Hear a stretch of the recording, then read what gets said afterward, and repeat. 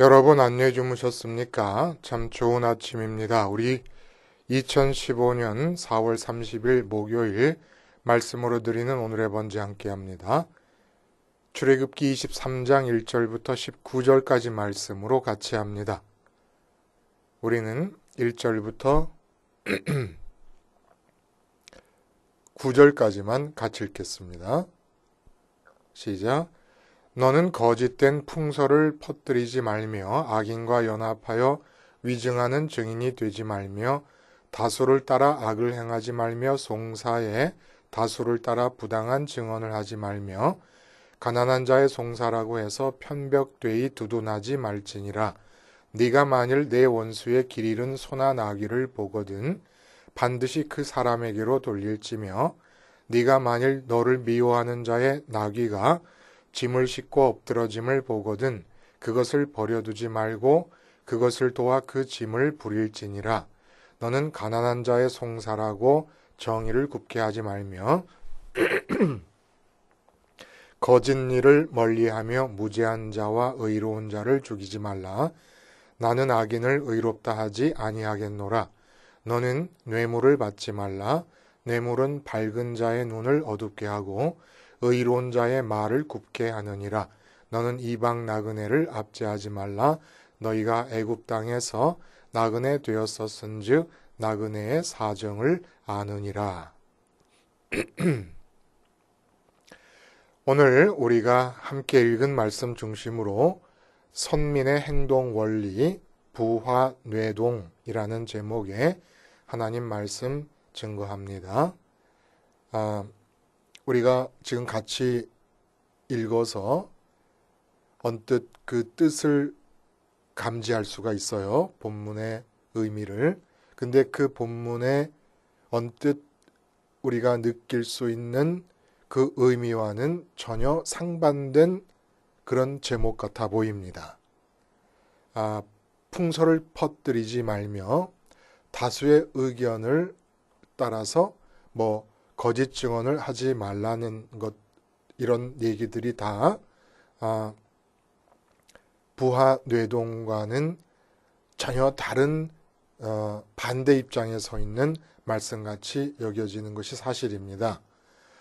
그런데 우리가 이렇게 지금 하나님께서 선민으로서 지켜야 될 규범을 말씀해 주고 계시는데 이러한 행동 규범들을 하나하나 기억하면서 그 문자적으로 기억된 하나님 말씀해 주신 그 규범들을 따라 예를 들어 다수의 의견을 쫓아서 행동하거나 거짓 증언하거나 하지 말아라. 이렇게 얘기했다 그러면 그 말씀을 기억하면서 행동을 한다는 것이 현실적으로 참 어렵고 불가능하기까지 합니다. 이게 한두 가지가 아니기 때문에 행동할 때마다 그 모든 것들을 다 기억할 수도 없고, 근데 그렇다고 하나님께서 말씀해 주신 이 모든 것들이 주님이 말씀하신 대로 1.1획도 떨어지지 않고 다 이루리라고 말씀하셨듯이 우리에게서 다 일어나야 되는 것은 또 사실입니다. 그래서 이 하나님의 율법과 규례, 율례 이런 것들을 우리가 대하는 마음가짐은 그걸 열매로 보는 거예요. 그리고 그 한 나무의 열매가 수백, 수천 열매가 맺을 수 있지 않습니까? 그러나 줄기와 뿌리가 하나잖아요. 그러니까 어떻게 나무가 될 것이냐라고 하는 것에 우리의 초점을 맞춰서 말씀을 본다 이겁니다.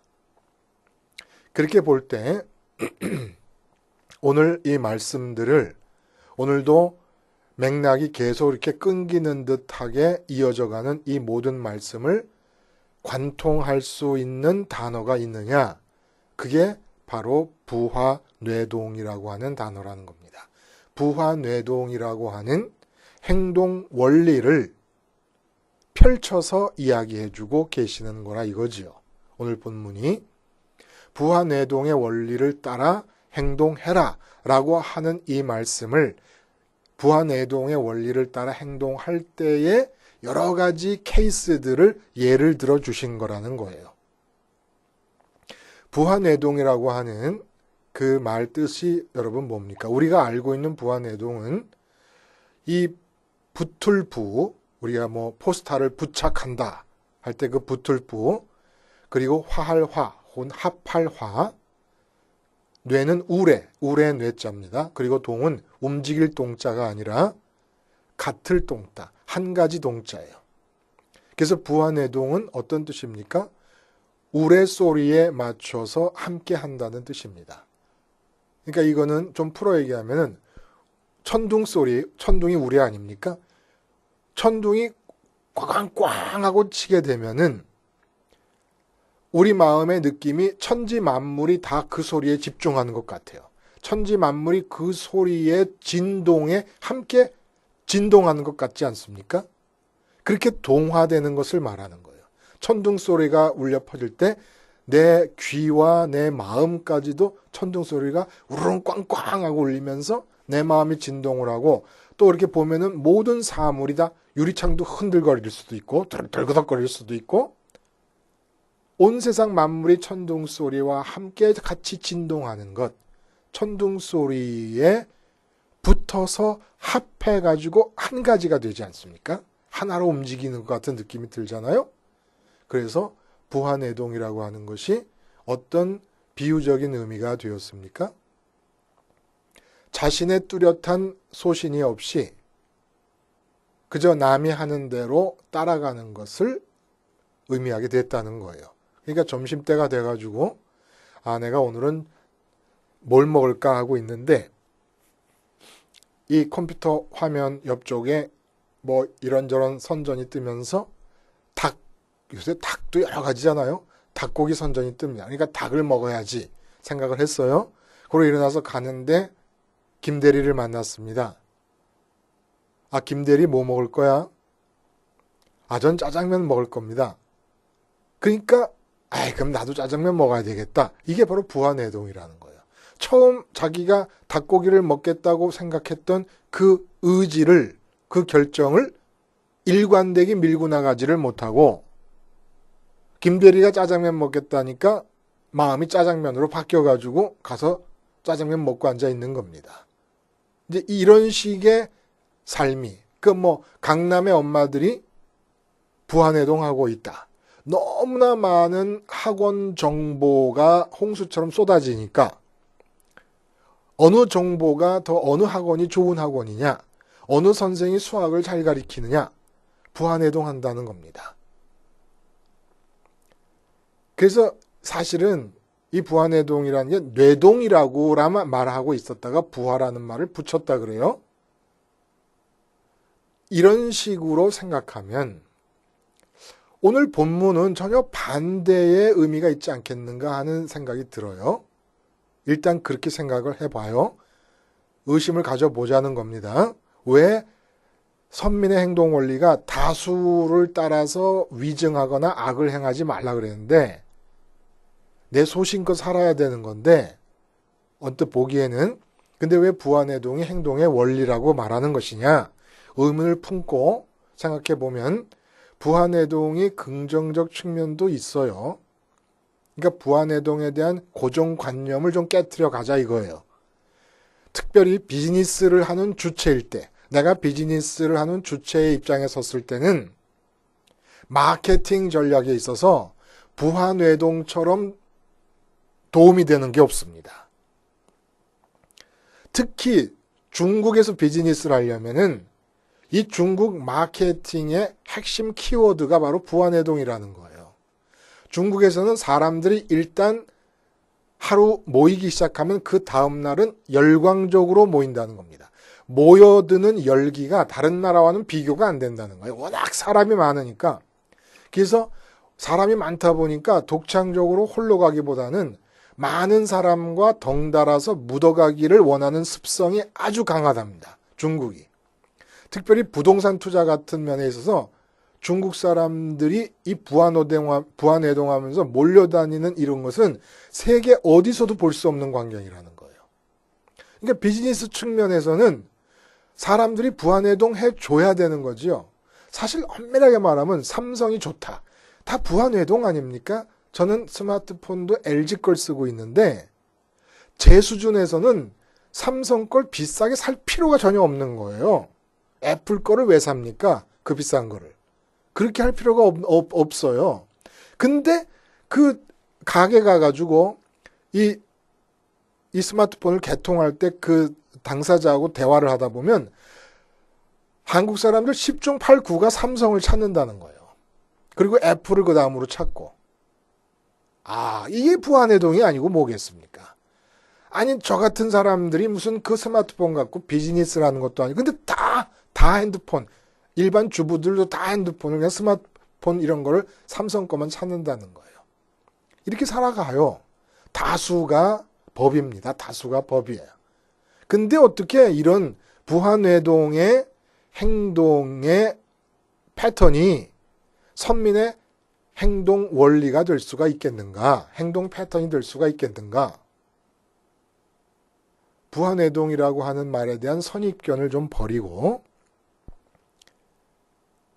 성경적으로 부안해동을 한번 글자 뜯어서 이해를 해봅니다.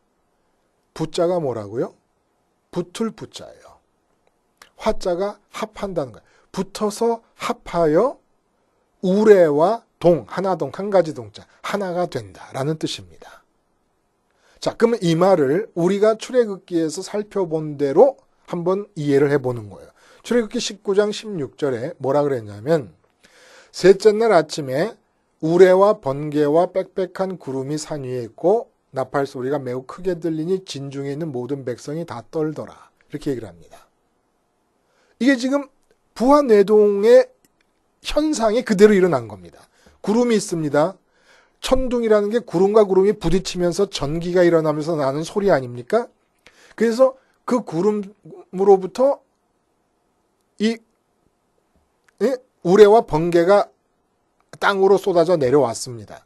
그러니까 진중에 있는 모든 백성이 다 떨어요. 부안해동이 뭐라고요? 그 천둥 소리에 천하 만물이 다 함께 진동하는 겁니다. 그게 부안해동이에요. 함께 진동한다. 같이 움직인다라는 거예요. 그래서 모든 백성이 함께 떨었어요. 이게 바로 부안해동의 현상입니다. 근데 선민에게는 이 부안해동의 똑같은 현상이 어떻게 이해가 됩니까? 이 땅에서 들리는 그 어떤 소리에도 움직이지 말고 오직 구름 위에 하늘에서부터 들리는 소리, 그 소리에 따라서 움직이라고 하는 얘기가 된다는 거예요. 성경적으로 부화뇌동이라는 글자 한자를 해석을 해 나가다 보면 부화뇌동이라고 하는 똑같은 말로 표현될 수 있는 현상이 선민에게는 행동 원리가 되면서 이 땅에서 다른 사람의 이야기를 듣고 움직인다고 하는 뜻이 아니라 그야말로 문자 그대로 구름에서부터 쏟아져 내려오는 천둥 소리에 따라서 움직이게 된다고 하는 것을 뜻하는 게 돼버린다는 얘기입니다. 그러니까 맑은 하늘에 청천벽력이라고 하는 그런 말도 있습니다만은 맑은 하늘에 날벼락이라는 말도 선민에게는 맑은 하늘이 존재할 수 없습니다. 이 땅에서 살고 있는 동안에는 언제나 구름이 떠 있습니다. 이 구름이 떠 있다고 하는 것은 무엇을 뜻합니까? 하늘과 땅을 구분짓는다는 얘기를 뜻하는 거예요. 그래서 하늘에 계신 아버지라고 부릅니다. 주님께서. 그 구름이 뭘 뜻하는? 구름 아래에 있다는 게 뭐예요? 이 세상은 죄 아래에 있습니다. 그러니까 이 세상에는 밝음과 맑음이 없다는 거예요. 맑은 하늘이라는 게 존재할 수 없어요. 이 땅에 살고 있는 동안에는. 그러면 어떻게 해야 됩니까? 우리 마음이 구름 위로 올라가서 구름 위는 막지 않습니까? 그러니까 마음은 구름 위에서 맑음을 경험하고 있으면서 이 몸이 이 땅을 살 때 맑은 삶, 밝은 삶, 빛의 삶을 살 수가 있습니다. 이 땅은 언제나 구름이 덮여 있는 거예요. 그러니까 이 땅에서 우리가 몸으로 움직인다 그럴 때는 구름으로부터 쏟아져 내려오는 천둥 소리를 따라서만 움직이는 것이 선민이라는 거예요. 구름 위에 계신 하나님으로부터 들리는, 그 옛날에 하늘에서 들리는 소리가 뭐가 있었겠습니까? 요즘은 저희 지금 이 강릉의 집이, 아파트가 바로 전투 비행장에서 뭐 몇 킬로 안 떨어진 곳에 있어요.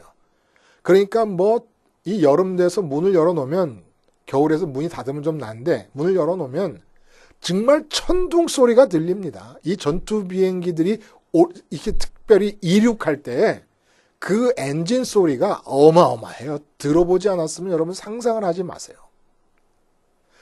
그렇게 하늘에서 요새는 비행기 소리 들리고 뭐 폭탄 터진 소리 들리고 헬기 가는 소리 뭐 여러 가지 소리가 들립니다만, 그 옛날에는 하늘에서 들리는 소리라는 게 우레소리 말고 다른 게 있었을까요? 저는 모르겠어요. 우레소리뿐이 아니었겠습니까? 독수리나 솔개가 나는 까악까악 하는 소리라든지 이런 소리야 천둥 소리와 비견될 만한 소리가 아니지 않겠습니까? 그러니까 부하뇌동은 그 옛날 성경이 모세의 손에 의해서 쓰여질 때의 그 시대로 돌아가 보면 하늘에서 들리는 우레소리를 따라 내 마음이 진동해서 내 행동이 그것을 따라 나타난다는 것은 선민의 유일한 행동 원리와 행동 패턴입니다. 그러면 원래 우리가 알고 있던 부하뇌동, 덩달아 다른 사람의 의견에 맞추어서 움직이게 되는 그런 의미에서의 부하뇌동은 성경적으로 말하면 부하지동, 하늘에서 들리는 우레소리가 아니라 땅에서 들리는 소리에 맞추어서 움직이는 것, 이걸 금하신 거라는 거예요. 오늘 본문이.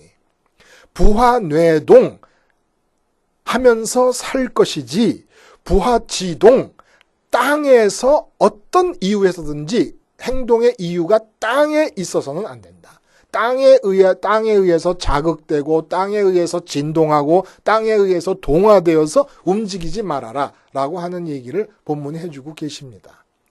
그럼 우리 이런 질문을 할 수 있어요. 구름과 천둥 소리라는 게 꼭 하나님의 말씀을 가리키는 것이라고 우리가 어떻게 그걸 확증할 수 있느냐? 성경적 증언들이 있습니다. 변화산에서 예수님이 변화하실 때 세 제자에게 하나님의 음성이 들리는 그 현상이 어떻게 들렸냐면, 마태복음 17장 5절에 보면 말할 때 호련히 빛난 구름이 그들을 덮었습니다. 구름 속에서 소리가 나서 이르되 이는 내 사랑하는 아들이요 내 기뻐하는 자니. 그러니까 천둥과 번개가 구름이 있어야 되는 거 아닙니까? 그러니까 구름 속에서 말씀이 들린 거예요. 그리고 또 계시록에서도 보면은 보좌로부터 번개와 음성과 우레소리가 나고 이렇게 얘기합니다. 보좌가 하나님 앉아 계신 곳인데 그것으로부터 번개와 음성과 우레소리가 났다는 거예요.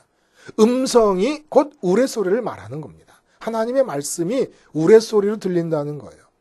그러니까 천둥이 칠 때 이 천하 만물이 천둥 소리에 함께 동화되어서 진동하는 것처럼 우리는 오직 하늘에서 들리는 우레소리와 로 비유될 수 있는 하나님의 음성에만 진동돼서 움직여야 된다라는 얘기를 하는 거죠. 그러니까 부하뇌동 해야 된다는 얘기입니다. 그럼 부하뇌동하면서 산 예가 어디 있습니까? 대표적인 예가 베드로가 오순절 이후에 베드로와 요한이 예수님 전하다가 산헤드린 공회에 붙잡혔습니다. 그때 예수님의 이름으로 다시는 전하지 말라고 하는 협박을 하게 됩니다. 산헤드린 공회 회원들이. 그럴 때 베드로가 말한 것이 뭐예요? 그들을 불러 경고하여 도무지 예수의 이름으로 말하지도 말고 가르치지도 말라 하니 베드로와 요한이 대답하여 이르되 하나님 앞에서 너희의 말을 듣는 것이 하나님의 말씀을 듣는 것보다 옳은가 판단하라. 우리는 보고 들은 것을 말하지 아니할 수 없다 하니. 하나님 앞에서 너희 말을 듣는 것과 하나님 말씀을 듣는 것. 어느 말씀을 듣고 움직이겠냐 이겁니다. 하나님의 말씀은 하늘에서 들리는 우레소리입니다. 그러니까 사도 베드로는 지금 산헤드린 공회 회원들한테 뭐라 그러냐면 내가 부하뇌동할 것이다. 더 이상 나를 말리지 마라. 근데 산헤드린 공회 회원들이 말한 게 뭡니까? 전하지 마라. 그것이 바로 오늘 본문에 나타나는 거예요. 본문에 뭐라고 나타납니까? 처음에 우리가 얘기한 게 다수를 따라 악을 행하지 말며 송사의 다수를 따라 부당한 증언을 하지 말며 바로 이 얘기를 하시는 거예요. 산헤드린 공회 전체, 그리고 산헤드린 공회는 이스라엘을 대표합니다. 그리고 예수님을 십자가에 못 박을 때 만장일치였습니다. 선민이 만장일치로 육체를 입고 오신 하나님을 못 박아 죽여버립니다. 그러니까 이 땅에 의해서 자극을 받는 거예요. 그리고 부하내동의 예가 또 어디 있습니까? 오직 하늘의 소리만 듣고 움직인 예가 아주 대표적인 예가 구약에서, 신약에서 우리가 하나 꼽았으니까 구약에서는 어떤 예를 들 수 있습니까? 다윗의 예가 있어요. 다윗의 예가. 다윗이 그 사무엘상 24절에서 이 사울 왕의 손을 피해 도망 다니고 있을 때 동굴에 들어가 있는데 사울이 다윗을 쫓다가 그 동굴 안으로 들어옵니다. 다윗은 깊이 들어갔어요. 그리고 사울이 이 생리적인 현상을 해결하기 위해서 동굴에 들어와서 이 꿇고 앉은 거예요.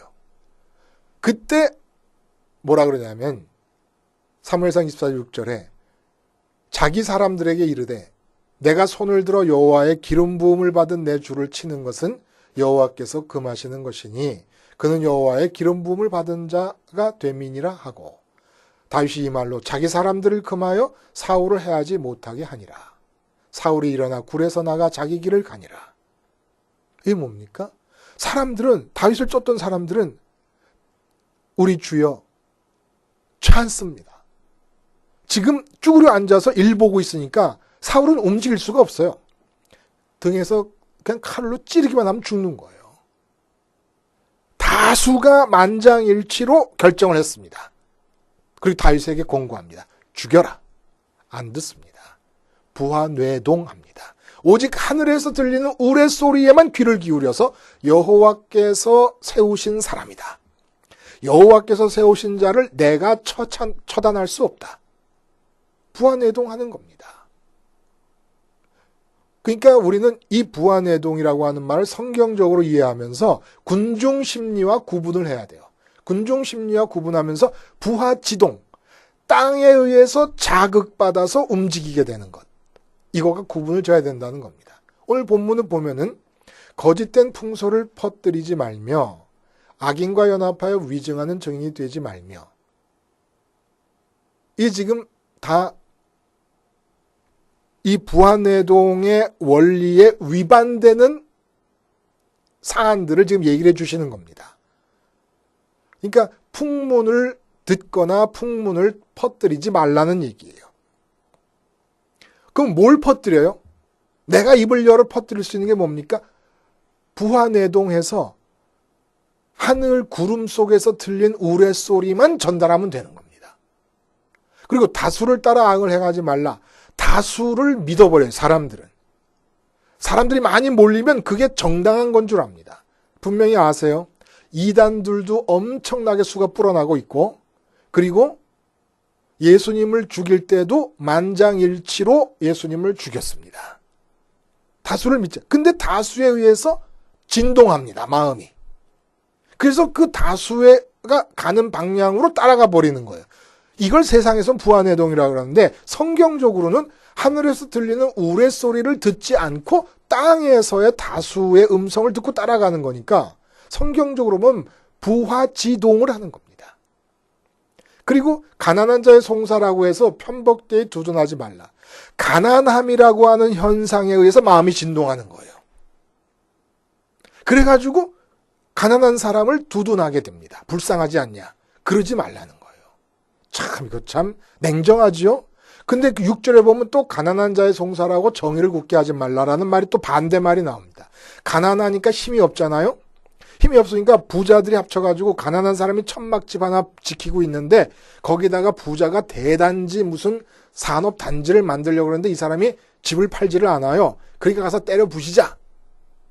그래가지고 법적으로 거기다 집을 놔두고 있는 거는 부당한 것이다. 이렇게 하지 말라는 얘기입니다. 이건 또 반대 입장에 서는 거죠. 어쨌든 이것도 부자들과 힘 있는 자들과 권력자들에 의해서 마음이 또 진동을 하는 겁니다.